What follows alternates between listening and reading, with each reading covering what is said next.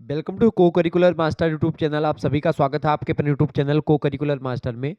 आज के वीडियो के माध्यम से हम लोग चर्चा करेंगे प्राथमिक चिकित्सा और स्वास्थ्य के मॉडल पेपर के बारे में, जो कि आपकी परीक्षा के लिए बहुत ही महत्वपूर्ण है। बीए बीएससी बीकॉम के सेकंड सेमेस्टर में आपको प्राथमिक चिकित्सा और स्वास्थ्य पढ़ना होता है, यानी फर्स्ट एड एंड हेल्थ के बारे में आपको जानना होता है। अनिवार्य प्रश्न पत्र यानी को करिकुलर कोर्स के रूप में आपके पाठ्यक्रम में संकलित है। आपको बता दूं, इसमें बहुत ही महत्वपूर्ण लगभग 100 ऑब्जेक्टिव टाइप के प्रश्नों को मैंने समाहित किया है, जो कि आपकी परीक्षा में पूछे जा सकते हैं। ठीक है, तो बीए बीएससी बीकॉम में अगर आप हैं सेकंड सेमेस्टर में, तो आप इस वीडियो को अंत तक देख लीजिएगा। आइए देखने का प्रयास करते हैं कौन कौन से प्रश्न आपकी परीक्षा में अब की बार आने वाले हैं। पहला प्रश्न है, मधुमक्खी के डंक मारने पर कौन सा लक्षण प्रकट होता है, या कौन से लक्षण प्रकट होते हैं। तो मधुमक्खी के डंक मारने पर जो है प्रभावित स्थान पर तेज दर्द और जलन होता है। जहाँ पर मधुमक्खी का डंक लगा होता है, वो स्थान एक प्रकार से बहुत तेज दर्द करेगा और जलन होगी, लालिमा हो जाएगी वहाँ पर, यानी वहाँ पर लाल लाल हो जाएगा जहाँ पर मधुमक्खी का डंक लगा होगा। इसके अलावा प्रभावित हिस्से में सूजन आ जाएगी, यानी जहाँ पर मधुमक्खी ने अपना डंक मारा होगा उस एरिया में सूजन आ जाएगी। ठीक है, तो ऑप्शन नंबर डी लगा देंगे, ये सभी चीजें हो जाएंगी। अगला प्रश्न है, कृषि की फसल का नाश करने वाले कीटों की रोकथाम के लिए उपयोगी कीट है। कृषि की फसल का नाश करने वाले कीटों की रोकथाम के लिए जो उपयोगी कीट है वो होता है ततैया। ठीक है, ऑप्शन नंबर इसका बा करेक्ट आंसर होगा। अगला प्रश्न है, कौन सा कीट अन्य कीटों को डस कर मतलब कि डंक मार कर उनके जीवित परंतु मूर्छित शरीर से अंडे देती है और अंडों से बच्चे निकलने के बाद उस कीट को खा जाती है। कौन सा कीट ऐसा करता है? तो ततैया जो होती है ऐसा करती, ततैया। ऑप्शन नंबर इसका बा करेक्ट आंसर होगा। अगला प्रश्न, जीव वैज्ञानिक दृष्टि से ततैया किस गण का कीट होता है। तो जीव वैज्ञानिक दृष्टिकोण से अगर देखें तो ततैया जो होता है ये हाइमोनोपेटेरा मतलब कि हाइमेनोपेटेरा का मतलब इस गण का जीव होता है। ये बात आप ध्यान रखेंगे। अच्छा, ततैया का जहर उतारने के लिए प्रभावी औषधि के रूप में किसका प्रयोग करते हैं। तो गीले चूने का पानी, अगर ततैया आपको काट ले तो गीले चूने का पानी आप प्रयोग करें। ठीक है, अगर आप जो है ततैया के काटने के तुरंत बाद जो है आपको किसका प्रयोग करना चाहिए ताकि जलन और सूजन दोनों जो है से आराम मिले आपको, उसके लिए आप मिट्टी का तेल का प्रयोग कर सकते हैं। ठीक है, अच्छा, ततैया के काटने पर दर्द और जलन से राहत के लिए क्या करना चाहिए। प्रभावित स्थान पर नींबू का रस आपको लगाना चाहिए। ठीक है, ये बात आप ध्यान रखें। इन सभी से क्या होता है कि वो थोड़ा सा कम होता है। जीव वैज्ञानिक दृष्टि से ततैया किस गण का कीट है। तो हाइमेनोप्टेरा का जो है आपकी हाइमेनोप्टेरा का एक प्रकार से गण का जीव है। अगला प्रश्न है, ततैया कीट की पहचान की जा सकती है। ततैया कीट की पहचान की जा सकती है क्योंकि पीले रंग का ये होता है, मधुमक्खी की तरह दिखाई देता है, घर की दीवार पर छत्ता बनाते हैं। ततैया मतलब जो बर्रे होती है, बर्र जिसको आप बोलते हैं, वही ततैया होती है। ठीक है, ऑप्शन नंबर इसका डी करेक्ट आंसर होगा, उपरोक्त सभी। आगे देखिए, ततैया के डंक मारने पर उत्पन्न होने वाले लक्षण है। ततैया के डंक मारने पर क्या होता है कि प्रभावित स्थान पर तेज दर्द होगा, प्रभावित स्थान पर जलन होगी और सूजन भी आ जाएगी। डी ऑप्शन ये सभी करेक्ट आंसर होगा। अगला प्रश्न, आम के अचार का गूदा मलने से किस कीट के काटने पर घाव पर लगाने से तुरंत आराम मिल जाता है। तो अगर आपको ततैया काट लेती है, ठीक है, वो तो वहाँ पर आम का अचार लगाएंगे, चूना लगाएंगे, लोहा लगाते हैं, बहुत सारे लोग बाल पर रगड़ते हैं, तो सही हो जाता है। अगला प्रश्न, काटने वाले स्थान पर टूथपेस्ट लगाने से तुरंत आराम मिलता है। किसके काटने पर? तो ततैया के काटने पर अगर आप टूथपेस्ट भी लगाते हैं तो आराम मिलता है। अच्छा बताएं, बिच्छू के डंक मारने पर स्टिंग साइट पर लक्षणों में शामिल है। बिच्छू अगर आपको डंक मार दे तो उस पर स्टिंग साइट पर लक्षणों में शामिल क्या होगा? जहां पर काटेगी तेज दर्द होगा, डंक के स्थान पर सुन्न मतलब सुन्न हो जाएगा स्थान, डंक के आसपास के स्थान पर झुंझुनी सी एकदम से आ जाएगी। इसका डी ऑप्शन करेक्ट आंसर हो जाएगा ये सभी। अगला प्रश्न, बिच्छू के डंक मारने पर विष के व्यापक प्रभावों से संबंधित लक्षणों में क्या शामिल है। बिच्छू के डंक मारने पर विष के व्यापक प्रभावों से संबंधित लक्षणों में क्या शामिल है भैया?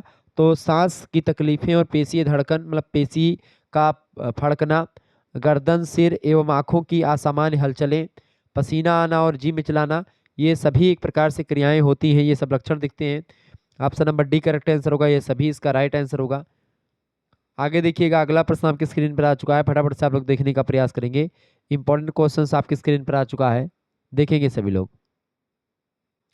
प्रश्न अगला है कि लाल रक्त कणिकाओं का लाल रंग किससे प्राप्त होता है? तो लाल रक्त कणिकाओं का जो लाल रंग प्राप्त होता है वो हीमोग्लोबिन से प्राप्त होता है। इसका बी ऑप्शन करेक्ट आंसर होगा। आगे देखिएगा, अगला प्रश्न है, रक्त परिभ्रमण का केंद्र स्थल क्या है? रक्त परिभ्रमण का केंद्र स्थल होता है हृदय। ऑप्शन नंबर इसका ए करेक्ट आंसर होगा। अगला प्रश्न, शरीर रक्षक कणिकाएं हैं। शरीर रक्षक कणिकाएं होती हैं श्वेत रक्त कणिकाएं, यानी कि जिसको आप WBC बोलते हैं। अगला प्रश्न आपकी स्क्रीन पर आ चुका है, प्रोथ्रोम्बिन के निर्माण के लिए किस विटामिन की आवश्यकता होती है?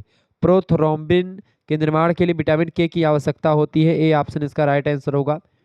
आगे देखिएगा, उम्र विशेष की साधारण स्थिति रक्तदाब से अधिक हो तो क्या कहलाता है?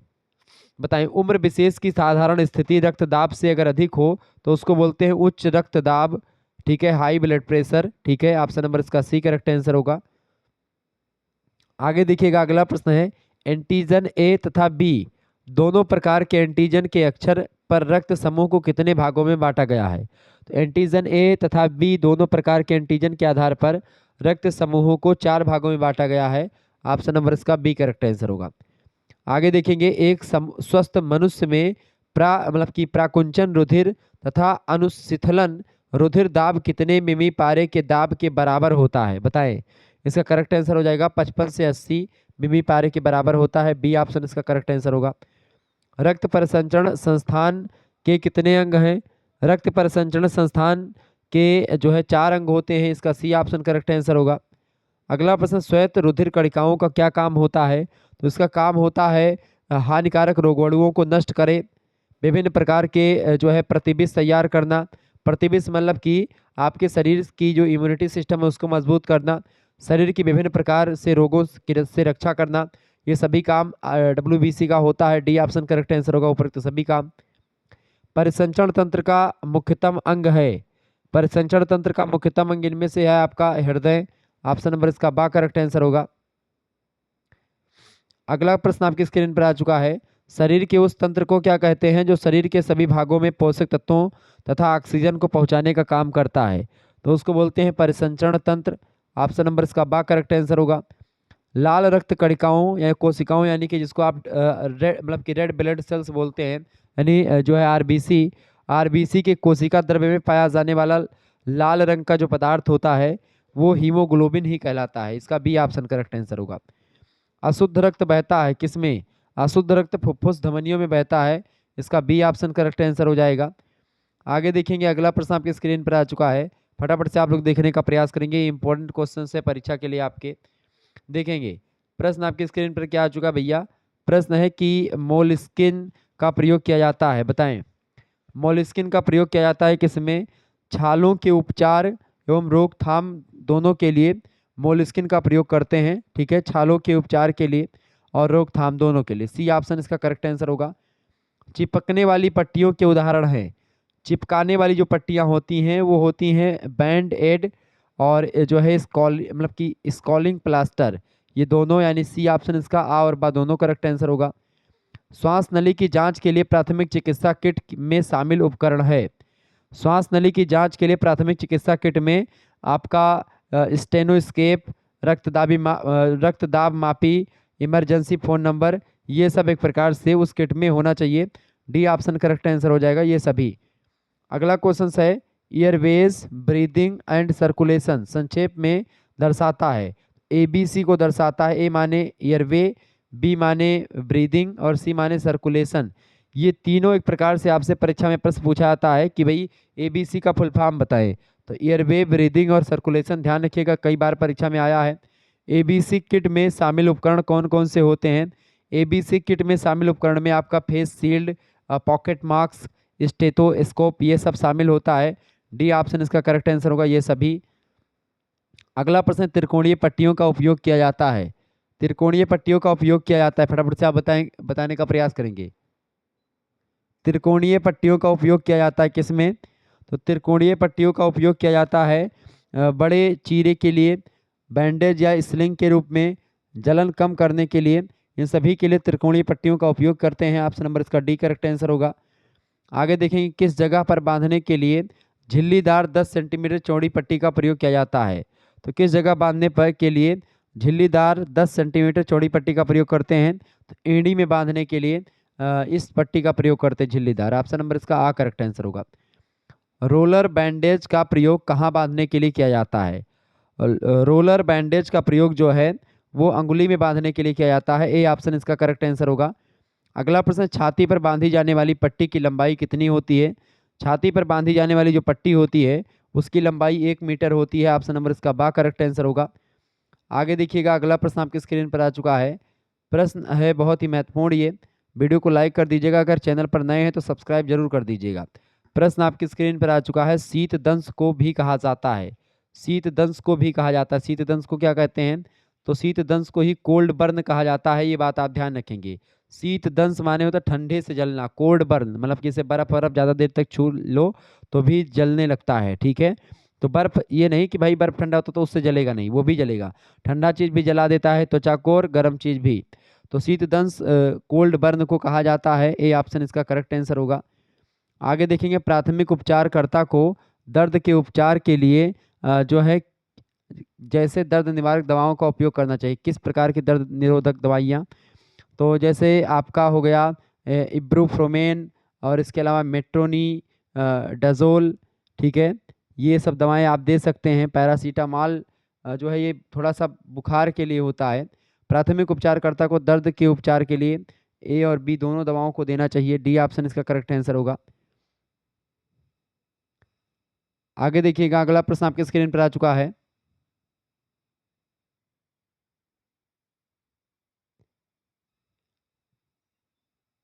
कॉस्टिक बर्न को किसके रूप में जाना जाता है। तो कॉस्टिक बर्न जो होता है ये केमिकल बर्न होता है। इसका सी ऑप्शन करेक्ट आंसर होगा। नेक्स्ट क्वेश्चन से, एक सामान्य शरीर के तापमान को जो है किसके रूप में जाना जाता है। सामान्य शरीर का तापमान होता है 98.6 फ़ारेनहाइट। ऑप्शन नंबर इसका डी करेक्ट आंसर होगा। कई बार परीक्षा में प्रश्न आया, 100% आएगा। आगे देखेंगे अगला क्वेश्चन है PSNS। PSNS का क्या अर्थ है।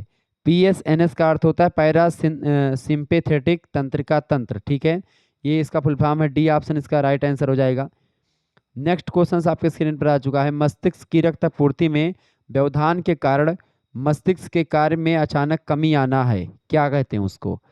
तो स्ट्रोक जो होता है वो क्या होता है। स्ट्रोक मस्तिष्क की रक्त आपूर्ति में व्यवधान के कारण से मस्तिष्क के कार्य में अचानक से कमी आना ही स्ट्रोक होता है। ए ऑप्शन इसका राइट आंसर होगा। आगे देखेंगे एक फिट के रूप में भी जाना जाता है। दौरे या छेप को एक फिट के रूप में जाना जाता है। ऑप्शन नंबर इसका डी करेक्ट आंसर होगा। छोटी आंत की लंबाई कितनी होती है। 22 फीट लंबी होती छोटी आंत। Option number A correct answer होगा।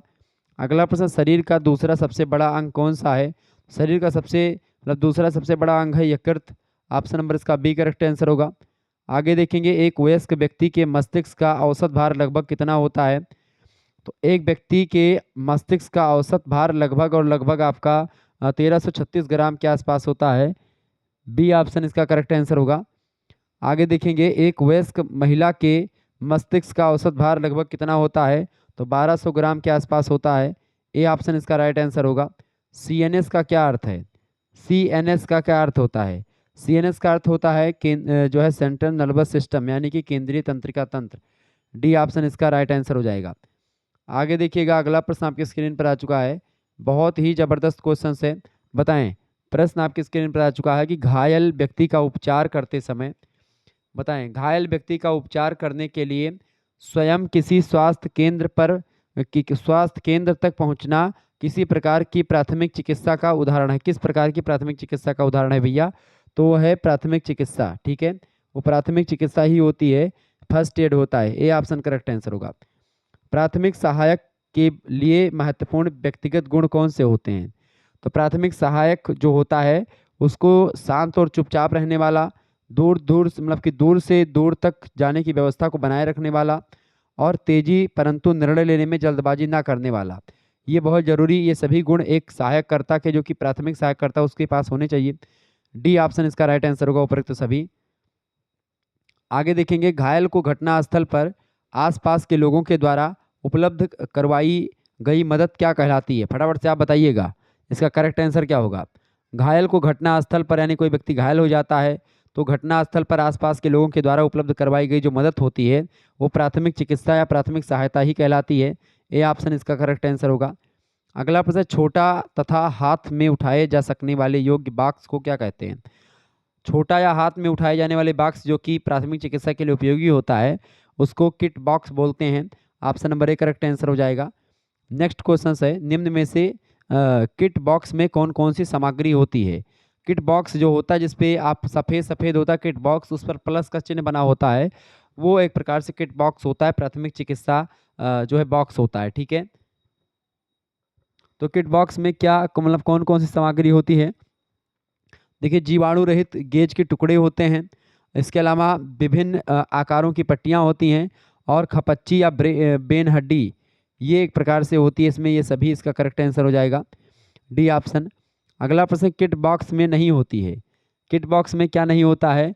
ग्लूकोज का पैकेट उसमें नहीं होता है, विभिन्न आकार के चिपकने वाले प्लास्टर होते हैं, सेफ्टी पिन और चिमटी होती है, डिटॉल स्प्रिट होता है उसमें किट बॉक्स में, जबकि ग्लूकोज का पैकेट नहीं होता। इसका डी ऑप्शन राइट आंसर होगा। अगला प्रश्न, सेफ्टी बॉक्स के आवश्यक घटक हैं। सेफ्टी बॉक्स के आवश्यक घटकों में विभिन्न आकारों का पैड शामिल है, इसके अलावा ORS के पैकेट शामिल हैं, कैंची और चिमटी भी शामिल है। डी ऑप्शन होगा, ये सभी आवश्यक घटक होते हैं सेफ्टी बॉक्स में। सेफ्टी बॉक्स में मुख्यतः कौन सी दवाएं अवश्य रखी जाती हैं? तो सेफ्टी बॉक्स में खास करके आप देखेंगे जो है एनालॉक्सिस, एंटीबायोटिक्स और सिल्वर सल्फाइडाइजीन ये सभी दवाएं रखी जाती हैं। डी ऑप्शन इसका राइट आंसर होगा। कोहनी किस जोड़ का उदाहरण है? कोहनी किस जोड़ का उदाहरण है भैया? तो कोहनी कब्जे के जोड़ का उदाहरण है, इसका ए ऑप्शन राइट आंसर होगा। आगे देखिएगा, अगला प्रश्न आपकी स्क्रीन पर आ चुका है, फटाफट से आप देखेंगे। पित्त रस में कौन सा एंजाइम पाया जाता है? बताएं, पित्त रस में कौन सा एंजाइम पाया जाता है? तो पित्त रस में आपका कौन सा एंजाइम पाया जाता है? फटाफट से आप लोग बताने का प्रयास करेंगे, सभी लोग बताइएगा इसका राइट आंसर क्या हो जाएगा। पित्त रस की बात हो रही है कि पित्त रस में जो है वो कौन सा एंजाइम पाया जाता है? तो पित्त रस में एंजाइम पाया जाता है सोडियम जो है सोडियम ग्लाइकोलेट। ठीक है, सोडियम ग्लाइकोलेट पाया जाता है, ये बात आप ध्यान रखेंगे, परीक्षा में प्रश्न आ सकता है तो ध्यान रखिएगा इस चीज़ को। ठीक है, ओके, वीडियो को लाइक कर दीजिएगा और चैनल पर अगर नए हैं तो सब्सक्राइब जरूर कर दीजिएगा। बी ऑप्शन इसका करेक्ट आंसर होगा। शरीर के किस अंग में यूरिया व यूरिक अम्ल को रक्त से पृथक किया जाता है? शरीर के किस अंग में यूरिया व यूरिक अम्ल को रक्त से अलग करते हैं? यकृत में यानी लीवर में। बी ऑप्शन करेक्ट आंसर होगा इसका। अगला प्रश्न, हमारे शरीर में मुंह से लेकर के मल द्वार तक के भाग को क्या कहते हैं? तो मुंह से लेकर के मल द्वार के भाग तक के भाग को क्या बोलते हैं? उसको आहार नाल बोलते हैं, इसका सी ऑप्शन करेक्ट आंसर होगा। अगला प्रश्न है, अग्न्याशय में कौन सा एंजाइम पाया जाता है? अग्न्याशय में एपाइलॉप्सिन नाम का एंजाइम पाया जाता है, ऑप्शन नंबर इसका ए करेक्ट आंसर होगा। अगला क्वेश्चन आपकी स्क्रीन पर आ चुका है, देखिए, मनुष्य के शरीर में छोटी आंत की लंबाई कितने फीट होती है? तो लगभग 22 फीट के आसपास होती है, ए ऑप्शन इसका राइट आंसर होगा। भेदने या पकड़ने वाले दांतों की संख्या मनुष्य के शरीर में कितनी होती है? तो 4 दांत होते हैं भेदने या फाड़ने वाले, बी ऑप्शन करेक्ट आंसर होगा। जीभ की धीमी गति निम्न में से किन पेशियों के कारण होती है? जीभ की धीमी गति निम्न पेशियों मतलब किन पेशियों के कारण होती है? तो अंतस्थ पेशियों के कारण होती है, ऑप्शन नंबर इसका बी करेक्ट आंसर होगा। अगला प्रश्न, निम्न में से किसका कार्य यूरिया का तथा अम्ल का निर्माण करना होता है? किसका काम होता है यूरिया और अम्ल का निर्माण करना? प्लीहा का काम होता है, इसका ए करेक्ट आंसर होगा। अगला प्रश्न, मनुष्य की लार में पानी का जो है परसेंटेज जो होता है कितना होता है? मनुष्य के लार में पानी का परसेंटेज 99.2% होता है, डी ऑप्शन इसका राइट आंसर होगा। मनुष्य के दांत कितने प्रकार के होते हैं? मनुष्य के दांत 2 प्रकार के होते हैं, ए ऑप्शन करेक्ट आंसर होगा। अगला प्रश्न, पाचन में सहायक अंगों को बांट सकते हैं किसके अंतर्गत? पाचन में सहायक अंगों को आप पाचन क्रिया और पाचन संस्थान दोनों तरीके से बांट सकते हैं, option number C correct answer होगा, ए और बी दोनों। आगे देखेंगे, वे सब अंग जो निम्न में से क्रियाओं में भाग लेते हैं पाचन संस्थान कहलाते हैं। वे सब अंग जो निम्न में से क्रियाओं में भाग लेते हैं पाचन संस्थान कहलाते हैं, अभिशोषण, पाचन क्रिया और चयापचय, ये तीनों ऑप्शन नंबर इसका डी करेक्ट आंसर होगा, उपरोक्त सभी। अगला प्रश्न है, पाचन संस्थान का प्रमुख अंग निम्न में से कौन सा नहीं है इनमें से? तो पाचन तंत्र का जो है अंग इनमें से कौन सा नहीं पाचन संस्थान का? देखिए, छोटी आंत, मुंह और अमाशय हैं, यकृत नहीं है। बी ऑप्शन इसका करेक्ट आंसर होगा। आगे देखें, गर्मी को थकान के लक्षण, गर्मी को थकान के लक्षण हैं, बताएं। गर्मी को थकान के लक्षण फटाफट से आप लोग बताने का प्रयास करेंगे। गर्मी को थकान के लक्षण हैं, बहुत ज़्यादा पसीना आना, या फिर तीव्र या कमज़ोर धड़कन होना, या फिर जो है तेज या हल्के श्वास लेना। बताने का प्रयास करेंगे। इसका राइट आंसर क्या हो जाएगा भाई? गर्मी, तो गर्मी को थकान के लक्षण में आपका बहुत ज़्यादा पसीना आना, तीव्र या कमज़ोर धड़कन, तेज या हल्के श्वास, ये सभी ऑप्शन नंबर इसका डी करेक्ट आंसर होगा। अगला प्रश्न है, आइस बर्न के लक्षणों में सम्मिलित है। आइस बर्न के लक्षणों में क्या सम्मिलित है? तो आइस बर्न के लक्षणों में झुनझुनी, लाल सफ़ेद गहरी या धूसर त्वचा हो जाएगी, दर्द भी होगा। तो ये सब आइस यानी बर्फ से जलने पर होता है। ऑप्शन नंबर इसका डी लगा देंगे, ये सभी करेक्ट आंसर होगा। अच्छा, अगला बताएं, केमिकल बर्न का मुख्य कारण क्या है? केमिकल बर्न का मुख्य कारण है एसिड से जलना। ऑप्शन नंबर इसका ए करेक्ट आंसर होगा। आगे देखेंगे, अगला प्रश्न है, कोई हानिकारक केमिकल यदि आंखों में गिर जाए तो कितनी देर तक आंखों को साफ पानी से धोना चाहिए? तो लगभग कम से कम 20 मिनट तक आपको धोना चाहिए। डी ऑप्शन इसका राइट आंसर होगा। आगे देखेंगे, हीट स्ट्रोक कितने डिग्री सेल्सियस से ज़्यादा होने पर होता है? लगभग 37 से लेकर के 40 डिग्री सेल्सियस तापमान पर हीट स्ट्रोक होता है। इसका डी ऑप्शन राइट आंसर होगा।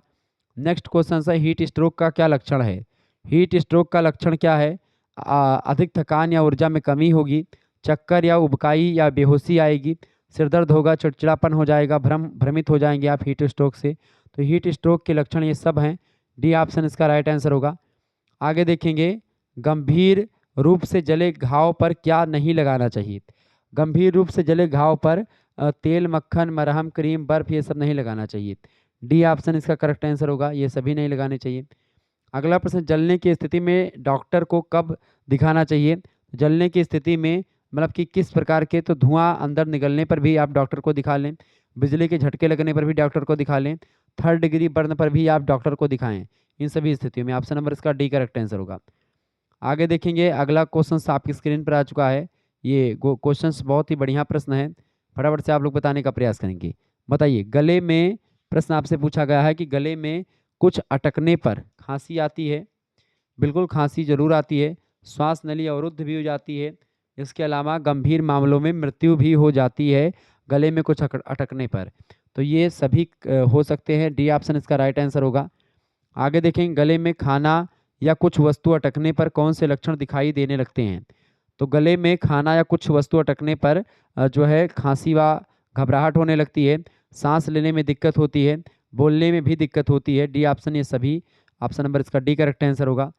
आगे देखेंगे, अगला क्वेश्चन है, यदि कान में कोई कीड़ा घुस जाए तो उसे कैसे बाहर निकाला जाए? तो यदि कान में कोई कीड़ा घुस जाए तो उसको कैसे बाहर निकालना चाहिए, बताएं। तो उसको बाहर निकालने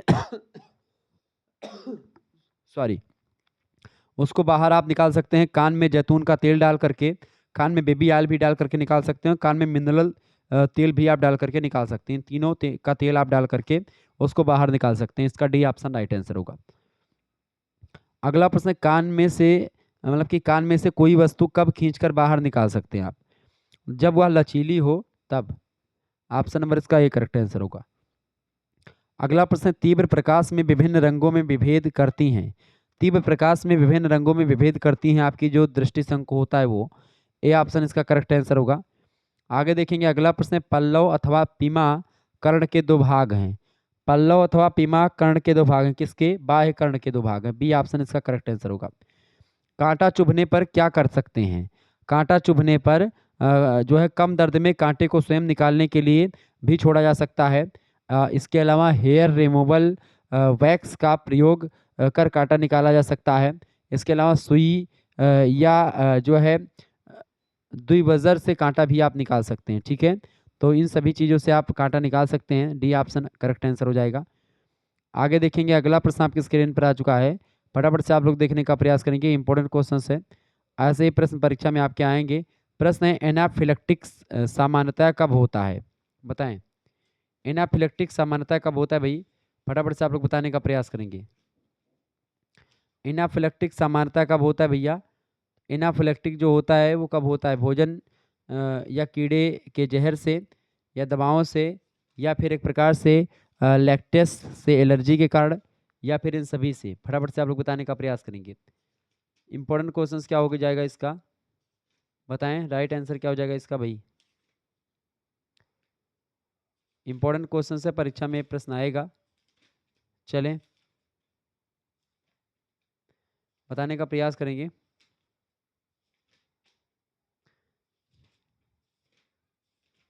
प्रश्न क्या पूछा गया है, प्रश्न है कि एनाफिलेक्टिक सामान्यतः कब होता है, तो भोजन या कीड़े के जहर से भी होता है, दवाओं से, और लैक्टेस की से एलर्जी के कारण भी एनाफिलेक्टिक होता है। ऑप्शन नंबर डी होगा उपरोक्त सभी से।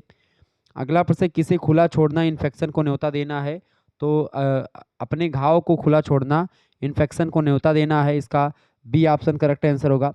अगला प्रश्न, इंटरनल ब्लीडिंग होती है, इंटरनल ब्लीडिंग होती है नाक से भी, कान से भी, मुंह से भी, उपरोक्त सभी जगह से, डी ऑप्शन इसका राइट आंसर होगा। आगे देखेंगे, छाती की चोट में सम्मिलित है, छाती की चोट में घर्षण, पसली का टूटना, फेफड़ों या दिल की को क्षति पहुंचना, ये सब छाती की चोट में सम्मिलित हैं, इसका डी ऑप्शन करेक्ट आंसर होगा उपरोक्त सभी। आगे देखेंगे, छाती का दर्द बढ़ जाता है, छाती का दर्द बढ़ जाता है हंसने पर भी, खांसने पर और छींकने पर, इन सभी स्थितियों में छाती का दर्द बढ़ जाता है, डी ऑप्शन उपरोक्त सभी सही हैं। अगला क्वेश्चन है, घर्षण में रक्तस्राव होता है, घर्षण में रक्तस्राव न्यूनतम होता है, ऑप्शन नंबर इसका सी करेक्ट आंसर होगा। मतलब कहीं पर आप घसीट जाएंगे रे तो खून कम बहता है, क्योंकि वहाँ पर प्लाज्मा उसको कवर कर लेता है। अगला प्रश्न है, वह घर्षण जो त्वचा की सभी परतों को हटा देता है उसे क्या कहते हैं, तो ऐसे घर्षण को उभार बोला जाता है, ऑप्शन नंबर इसका ए करेक्ट आंसर होगा। अगला प्रश्न है, अक्सर खेलते समय चोट लगवा लेते हैं कौन, तो बच्चे जो होते हैं अक्सर खेलते समय चोट लगवा लेते हैं, ऑप्शन नंबर इसका बी करेक्ट आंसर होगा। आगे देखेंगे, किन चोटों के ठीक होने का समय अन्य चोटों की अपेक्षा कम होता है, तो किन चोटों का के ठीक होने का समय अन्य चोटों की अपेक्षा कम होता है, तो छिलनी वाले जो चोट होते हैं, छिलने वाले चोट जो होते हैं वो जल्दी एक प्रकार से कम हो जाते हैं, ठीक है। बाकी फ्रैक्चर, मोच और पसली ये सब बहुत दिन लग जाता है इसको जोड़ने में, ठीक है। आगे देखेंगे, अगला प्रश्न आपके स्क्रीन पर आ चुका है, फटाफट से आप लोग देखने का प्रयास करेंगे। प्रश्न बहुत ही महत्वपूर्ण है, देखें प्रश्न क्या है कि शरीर के तापमान की वृद्धि होने पर, शरीर के तापमान की वृद्धि होने पर कौन सा रोग होता है, हार्ट अटैक आता है, या मोच आता है, या जुकाम होता है, या फिर एक प्रकार से बुखार आता है, बताएं। फटाफट से आप लोग बताने का प्रयास करेंगे, राइट आंसर क्या हो जाएगा इसका, बिल्कुल करेक्ट आंसर आप सभी लोग लगा रहे हैं। तो शरीर के तापमान में वृद्धि होने पर कौन सा रोग होता है भैया, शरीर के तापमान में वृद्धि होने पर रोग होता है आपका बुखार, ठीक है। तो शरीर के तापमान में जब वृद्धि होगी तो कौन सा रोग होगा, बुखार होगा, सी ऑप्शन इसका करेक्ट आंसर होगा। बुखार जो होता है बेसिकली आपका, देखिए मनुष्य के जो एक प्रकार से 98.6 फ़ारेनहाइट डिग्री होता है मनुष्य के शरीर का तापमान, लेकिन जब यही आपका 100 हो जाता है या 99 हो जाता है, 100 हो जाता है, तब बुखार हो जाता है, ठीक है। अगला प्रश्न, श्वास ग्रहण करने की दर क्या कहलाती है, श्वास ग्रहण करने की दर को गति कहते हैं, ऑप्शन नंबर इसका ए करेक्ट आंसर होगा। अगला प्रश्न, एक स्वस्थ व्यक्ति की श्वास गति होती है, एक स्वस्थ व्यक्ति की श्वास गति जो होती है 16 से 18 बार होती है, इसका बी करेक्ट आंसर हो जाएगा। आगे देखेंगे, थर्मामीटर से बुखार कितने मिनट तक नापना चाहिए, थर्मामीटर से बुखार जो है 1 से 2 मिनट मापना चाहिए, ए ऑप्शन इसका करेक्ट आंसर होगा। आगे देखिएगा, अगला क्वेश्चन है, चिकित्सक को रोगी से संबंधित किन किन विवरणों का पता होना चाहिए, तो चिकित्सक को मल मूत्र पसीने से रिलेटेड, जीभ पीड़ा, भूख प्यास, इन सभी से रिलेटेड जानकारी उसको डॉक्टर को पता होनी चाहिए, डी ऑप्शन इसका राइट आंसर होगा। प्राथमिक चिकित्सा बॉक्स में होना चाहिए, प्राथमिक चिकित्सा बॉक्स में दर्द निवारक दवाइयाँ, डिटॉल, सेवलान, रुई, इसके अलावा विभिन्न पट्टियाँ, ये सब होनी चाहिए, ये सभी ऑप्शन नंबर इसका डी राइट आंसर होगा। अगला प्रश्न है, इस मतलब कि स्ट्रियल केस क्या है, तो ये एक प्रकार से पट्टी होती है, ऑप्शन नंबर इसका बी करेक्ट आंसर होगा। शरीर के तापमान में कमी होने पर शरीर के तापमान में कमी होने पर शरीर दुर्बल हो जाता है, ऑप्शन नंबर इसका बी करेक्ट आंसर होगा। अगला प्रश्न, जिस यंत्र से शरीर का तापक्रम नापते हैं वह कहलाता है। तो जिस यंत्र से शरीर का तापक्रम नापते हैं उसको थर्मामीटर कहा जाता है। ऑप्शन नंबर इसका बा करेक्ट आंसर होगा। आगे देखेंगे अगला प्रश्न आपकी स्क्रीन पर आ चुका है। सभी मातृ मृत्यु में कितने प्रतिशत मृत्यु प्रसव के 24 घंटे के अंदर हो जाती है, बताएं।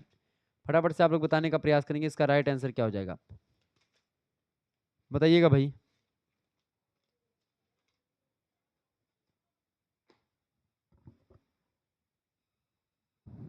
बताएं। तो सभी मातृ मृत्यु में कितने प्रतिशत मृत्यु प्रसव के 24 घंटे के अंदर हो जाती है, तो लगभग 46%। ऑप्शन नंबर इसका बी करेक्ट आंसर होगा। गर्भावस्था में खतरे के लक्षण हैं। गर्भावस्था में खतरे के लक्षण है दिल की बीमारी होना, डायबिटीज़ की बीमारी होना, जुड़वा बच्चों की संभावना। इन सभी स्थितियों में गर्भावस्था में खतरा उत्पन्न हो सकता है। डी ऑप्शन करेक्ट आंसर होगा। सबसे मतलब कि समय से पहले प्रसव के कारण शिशुओं की मृत्यु का प्रतिशत, यानी समय से पहले अगर प्रसव हो जाता है तो ऐसी स्थिति में जो बच्चे होते हैं 35% बच्चे मृत्यु हो जाती है उन बच्चों की। ऑप्शन नंबर इसका ए करेक्ट आंसर होगा। अगला प्रश्न, संक्रमण से मरने वाले नवजात शिशुओं का प्रतिशत कितना है। संक्रमण से मरने वाले नवजात शिशुओं का परसेंटेज है 33%। Option number C correct answer होगा। प्रसव के दौरान दम घुटने से शिशुओं की मृत्यु होती है। प्रसव के दौरान दम घुटने से शिशुओं की मृत्यु जो होती है 20% के आसपास होती है। डी ऑप्शन करेक्ट आंसर होगा। अगला प्रश्न, कितने प्रतिशत नवजात शिशुओं में जन्मजात विकृतियां पाई जाती हैं। कितने प्रतिशत नवजात शिशुओं में जन्मजात विकृतियां पाई जाती हैं, 9%। ऑप्शन नंबर इसका डी करेक्ट आंसर होगा। अगला क्वेश्चन है, वैश्विक स्तर पर लड़कियों की मृत्यु दर की तुलना में लड़कों की मृत्यु दर की तुलना में लड़कियों की मृत्यु दर जो होती है कितने प्रतिशत कम होती है, बताएं। तो वैश्विक स्तर पर लड़कियों की मृत्यु दर लड़कों की मृत्यु दर की तुलना में कितने प्रतिशत कम है, तो 10% कम होती है। Option number A correct answer होगा। भारत में लड़कियों की मृत्यु दर लड़कों की मृत्यु दर की तुलना में कितने प्रतिशत अधिक है, तो 11% अधिक है। ऑप्शन नंबर इसका बा करेक्ट आंसर होगा। नवजात शिशुओं के लिए यूनिसेफ के द्वारा चलाए जा रहे कार्यक्रमों में शामिल है। नवजात शिशुओं के लिए यूनिसेफ द्वारा चलाए जा रहे कार्यक्रमों में जो है देखभाल की असमानता को कम करना, स्वास्थ्य प्रणालियों को मजबूत करना, प्रतिरोध एवं जोखिम के अनुरूप कार्यक्रम बनाना, ये सभी नवजात शिशुओं के लिए यूनिसेफ द्वारा चलाए जा रहे कार्यक्रमों में शामिल है। ऑप्शन नंबर इसका डी करेक्ट आंसर होगा ये सभी। आगे देखिएगा, मानव क्षेत्र का आकार है, बताइए। मानव क्षेत्र का आकार होता है, मानव क्षेत्र का आकार होता है खोखले गोले की भांति। ऑप्शन नंबर इसका डी करेक्ट आंसर होगा। अगला प्रश्न, मानव क्षेत्र का व्यास कितना होता है। मानव क्षेत्र का व्यास होता है 25 मिमी। ऑप्शन नंबर इसका द करेक्ट आंसर होगा। आगे देखेंगे अगला प्रश्न है, त्वचा के मुख्य कार्य क्या हैं, फटाफट से आप लोग बताने का प्रयास करेंगे। त्वचा के मुख्य काम क्या है भाई, चलें बताने का प्रयास करेंगे। त्वचा का मुख्य काम क्या है, फटाफट से आप बताइएगा, बढ़िया प्रश्न है परीक्षा की दृष्टि से। त्वचा के मुख्य कार्य क्या है। त्वचा का मुख्य काम होता है भैया क्या, त्वचा का मुख्य काम होता है रोगाणुओं से शरीर को बचाना, लिपिड का तथा पानी का भंडारण करना, तापमान, दबाव, कंपन तथा चोट की संवेदना व्यक्त करना, ये सभी त्वचा के काम होते हैं। डी ऑप्शन लगा देंगे। अगला प्रश्न है, जिन रोगों की त्वचा के में फोमेलेनिन अधिक होता है उसकी त्वचा का रंग होता है। तो मतलब कि जिन लोगों की त्वचा में फोमेलेनिन अधिक होता है उनकी त्वचा का जो रंग होता है वो पीला होता है। ऑप्शन नंबर इसका सा करेक्ट आंसर होगा। त्वचा को गहरा रंग प्रदान करने वाला वर्णक कौन सा है। त्वचा को गहरा रंग प्रदान करने वाला वर्णक होता है यूमेलानिन। ऑप्शन नंबर इसका बी करेक्ट आंसर होगा। त्वचा के सूर्य के प्रकाश के संपर्क में आने से मानव शरीर में किस विटामिन का निर्माण होता है, तो विटामिन डी का निर्माण होता है सूर्य के प्रकाश में आने से। ऑप्शन नंबर इसका बी करेक्ट आंसर होगा। अगला प्रश्न, त्वचा से संबंधित मुख्य रोग कौन सा है।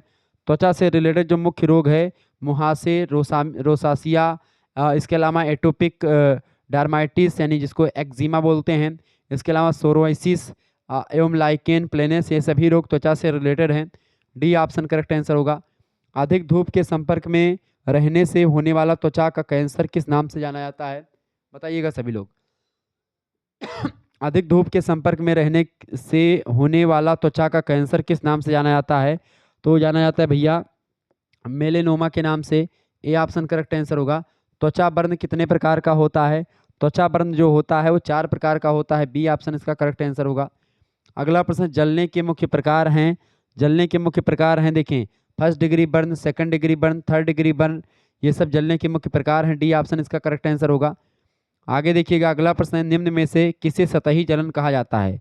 सतही जलन किसको कहते हैं? फर्स्ट डिग्री बर्न को सतही जलन कहा जाता है। ये ऑप्शन करेक्ट आंसर होगा। फर्स्ट डिग्री बर्न के क्या लक्षण है? फर्स्ट डिग्री बर्न का लक्षण है मामूली सूजन होगी, दर्द होगा, त्वचा पर एक प्रकार से नली। ये सभी ऑप्शन नंबर इसका डी करेक्ट आंसर होगा। फर्स्ट डिग्री बर्न सामान्यतः कितने दिनों में ठीक हो जाता है? फर्स्ट डिग्री बर्न जो होता है वो 10 से 7 दिनों में 7 से 10 दिनों में ठीक हो जाता है। इसका ए ऑप्शन करेक्ट आंसर हो जाएगा। आगे देखेंगे, अगला क्वेश्चन आपके स्क्रीन पर आ चुका है। बहुत ही महत्वपूर्ण प्रश्न है परीक्षा की दृष्टि से, आप बताने का प्रयास करेंगे। हरी घास पर नंगे पांव सैर करना उपयोगी होता है, बताएं। बढ़िया क्वेश्चन है आपकी परीक्षा के लिए। ये सब प्रश्न आपकी परीक्षा में पूछे जा सकते हैं, तो आप इनको थोड़ा सा जो है पढ़ लीजिएगा, ऐसे ही प्रश्न परीक्षा में आएंगे। ठीक है, चलें। हरी घास पर नंगे पांव सैर करना उपयोगी होता है श्वसन रोग में। ऑप्शन नंबर इसका ए करेक्ट आंसर होगा। अगला प्रश्न है, कोरोना वायरस मुख्यतः किस तंत्र को प्रभावित करता है? कोरोना वायरस जो होता है वो तंत्रिका तंत्र को प्रभावित करता है। इसका डी ऑप्शन करेक्ट आंसर होगा।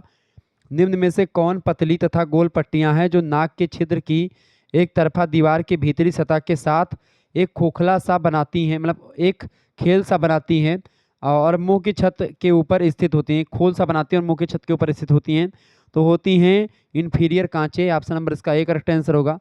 अगला प्रश्न, कोरोना वायरस से संबंधित संपूर्ण जानकारी प्राप्त की जा सकती है, तो ये आपको प्राप्त कर सकते हैं किससे? कोविन ऐप से प्राप्त कर सकते हैं आप। इसका ए ऑप्शन करेक्ट आंसर होगा। अगला क्वेश्चन है, कोरोना वायरस के खतरे के अलर्ट करने वाला ऐप कौन सा है? तो कोरोना वायरस के खतरे को अलर्ट करने वाला जो ऐप है कोविन ऐप है। ए ऑप्शन करेक्ट आंसर होगा। कोविड-19 के मुख्य लक्षण क्या थे? कोविड-19 के मुख्य लक्षण है लगातार खांसी आएगी, तेज बुखार होगा, छींकें आएगी। डी ऑप्शन ये सभी करेक्ट आंसर हो जाएगा। आगे देखेंगे, कोरोना वायरस को कोविड-19 नाम किसने दिया था? तो कोरोना वायरस को कोविड-19 नाम दिया गया था विश्व स्वास्थ्य संगठन के द्वारा, WHO के द्वारा। ठीक है, वर्ल्ड हेल्थ ऑर्गेनाइजेशन के द्वारा। ये ऑप्शन करेक्ट आंसर होगा इसका। अगला प्रश्न, निम्न में से किस महामारी में पैरासीटामॉल का बहुत अधिक प्रयोग किया गया था? तो पैरासीटामॉल का उपयोग किया गया था कोविड-19 में खूब ज़्यादा। ए ऑप्शन इसका करेक्ट आंसर होगा। अगला प्रश्न, निम्न में से कौन नाके के निचले तथा पिछले भाग में स्थित होता है? बताएं। निम्नलिखित में से कौन नाक के निचले और पिछले भाग में स्थित होता है? बोमर स्थित होती है। ऑप्शन नंबर इसका ए करेक्ट आंसर होगा। अगला प्रश्न, किस सांस रोग में इनहेलर का प्रयोग बहुतायत मात्रा में किया गया है? तो अस्थमा रोग में इनहेलर का प्रयोग किया जाता है। अगला प्रश्न, भाप नाक स्प्रे तथा नेबुलाइजर का प्रयोग किया जाता है किसमें? भाप नाक स्प्रे और नेबुलाइजर का प्रयोग करा जाता है किसमें? सांस रोग में। ऑप्शन नंबर इसका सा करेक्ट आंसर होगा। आगे देखिएगा, अगला क्वेश्चन आपके स्क्रीन पर आ चुका है। ये बढ़िया क्वेश्चन है, परीक्षा में प्रश्न आ सकते हैं ऐसे। ठीक है, चले। प्रश्न है, स्थूल व्यक्तियों में सबसे अधिक होने वाला मानसिक रोग बताएं। स्थूल व्यक्तियों में सबसे अधिक होने वाला जो मानसिक रोग है वो कौन सा होता है? देखिए, भावात्मक रोग, हृदय रोग और हिस्टीरिया, ये सब स्थूल व्यक्तियों में अधिक होते हैं। डी ऑप्शन इसका करेक्ट आंसर होगा, ये सभी रोग। अगला प्रश्न, मानसिक रोगों से होने वाले नुकसान कौन कौन से हैं? तो मानसिक रोगों से होने वाला मुख्य नुकसान होता है दुख तथा जीवन के आनंद में कमी आ जाती है, पारिवारिक सामाजिक एवं रिश्तों की समस्याएं उत्पन्न हो जाती हैं मानसिक रोगों से, गरीबी और बेघरपन हो जाएंगे आप। इसका डी ऑप्शन करेक्ट आंसर होगा। ये सभी चीज़ें घटित हो सकती हैं मानसिक रोगियों के लिए। आगे देखेंगे, किन रोगों को जो है स्किज़ोफ्रीनिया मनोरोग अधिक होता है? किन लोगों को स्किज़ोफ्रीनिया मनोरोग अधिक होता है? तो अपने में खोए रहने वाले व्यक्तियों को होता है, चुप रहने वाले लोगों में और कम मित्र रखने वाले लोगों में स्किज़ोफ्रीनिया नाम का मनोरोग होता है। इसका डी ऑप्शन करेक्ट आंसर होगा इन सभी में। अगला प्रश्न, मनोरोगों के मुख्य कारण क्या हैं? मनोरोगों के मुख्य कारण होते हैं आनुवांशिक या जैविक कारण भी हो सकते हैं, शारीरिक गठन और व्यक्तित्व को लेकर के भी मनोरोग होते हैं, शारीरिक वित्तीय कारण, ये तमाम प्रकार के कारण हैं जिनके कारण से मनोरोग होता है। डी ऑप्शन करेक्ट आंसर होगा। मानसिक रोग होने के मनोवैज्ञानिक कारण हैं। मानसिक रोग होने के जो मनोवैज्ञानिक कारण हैं उनमें आपका आपसी संबंधों में अगर तनाव हो जाता है तो मनोरोगी हो जाते हैं व्यक्ति। किसी प्रिय व्यक्ति की अगर मृत्यु हो जाए तो ऐसी स्थिति में भी व्यक्ति मानसिक रोगी हो जाते हैं। कोई आर्थिक हानि हो गई हो तो भी, विवाह हो गया हो, मतलब कि विवाह और तलाक में भी आप देखते हैं मानसिक रोगी व्यक्ति हो जाते हैं कभी कभी। डी ऑप्शन ये सभी। अगला प्रश्न, मानसिक रोगों के सामाजिक सांस्कृतिक कारण हैं। मानसिक रोगों के सामाजिक सांस्कृतिक कारण में सामाजिक और मनोरंजक गतिविधियों से दुराव अगर आपका है तो भी आप दिक्कत हो सकती है। राजनीतिक, प्राकृतिक या सामाजिक दुर्घटनाओं से, सामाजिक बोध और अवरोध से। तो मानसिक रोग जो हैं, मानसिक रोगों के सामाजिक सांस्कृतिक कारणों में ये तीनों कारण शामिल हैं। डी ऑप्शन इसका राइट आंसर होगा। आगे देखेंगे, अगला प्रश्न है, मनोरोगों को उत्पन्न करने या बढ़ाने में योगदान करता है। मनोरोगों को उत्पन्न करने या बढ़ाने में योगदान करता है परीक्षा या प्यार में असफलता, कार्य निवृत्ति और कार्य को खो देना, ये सभी। ऑप्शन नंबर इसका डी करेक्ट आंसर होगा, ये सभी। कितना सेवन मनोरोग की उत्पत्ति का कारण बन सकता है? किसका सेवन बताएं, किनका सेवन करने से मतलब मनोरोग की उत्पत्ति हो सकती है? अगर रासायनिक तत्व ज़्यादा ले रहे हैं, कुछ दवाओं और धातुओं का प्रयोग करें, मदिरा, तंबाकू या अन्य मादक पदार्थ आप ले रहे हैं, तो आप मानसिक रोगी हो जाएंगे, इसमें कोई दो राय नहीं है। डी ऑप्शन करेक्ट आंसर होगा। निम्न में से कौन सा मानसिक रोग है? इनमें से देखें, बाईपोलर डिसऑर्डर ये भी मानसिक रोग है, अल्जाइमर, ठीक है, इसके अलावा डिमेंशिया, ये सब मानसिक रोग हैं। डी ऑप्शन करेक्ट आंसर होगा।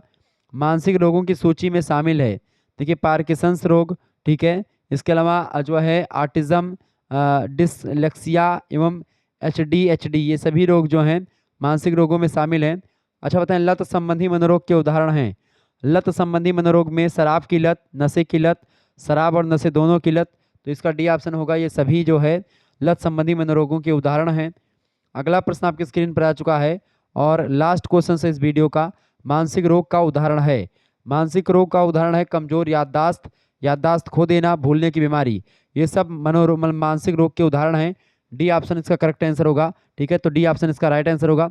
मिलते हैं फिर नेक्स्ट वीडियो में, तब तक के लिए जय हिंद, जय भारत। आप सभी का बहुत बहुत धन्यवाद। हमारे से जुड़ने के लिए इसी प्रकार से अपना प्यार हमेशा बनाए रखेंगे, ठीक है, बहुत बहुत धन्यवाद। वीडियो को लाइक कर दीजिएगा, चैनल पर अगर नए हैं तो सब्सक्राइब कर दीजिएगा, क्योंकि इसी प्रकार से वीडियोज़ मैं लगातार देता रहता हूँ और ऐसे ही आपके लिए मैं लगातार वीडियोज़ लाता रहूँगा, ठीक है।